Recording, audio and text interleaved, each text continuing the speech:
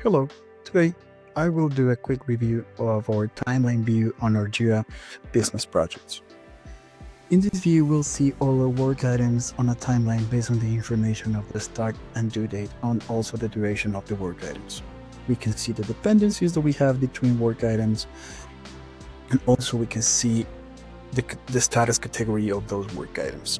On green, we'll see the work items that are done. Blue, we'll see the work items that are in progress. And on gray, we'll see the work items that are in to do. From here, we can directly modify the start date, just moving around the task. We can also move the start and due date of the task, just moving the task in the timeline so that we can start it later. As you can see here on red, it will appear the dependencies that are not correct. So this task sales 30 should start when the sales 28 is done. So we can readjust that directly here from the timeline. We can move it around, or either we can leave the due date as it is and just reduce the time that it will take to do the task. This is a great view for us to plan the work items that we will work on.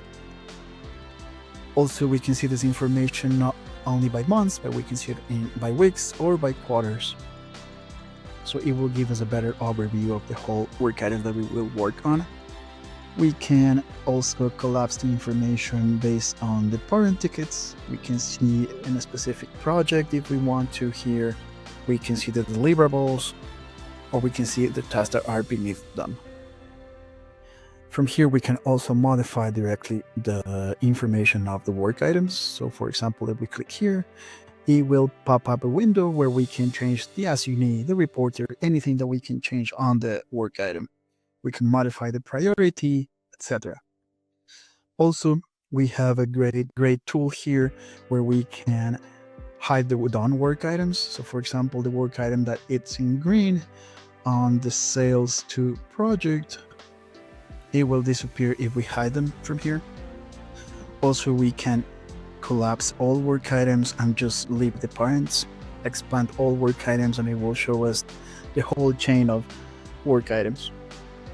We can filter also the information based on who is assigned to what, the ranges of dates, the start, due dates. We can filter by the creation date.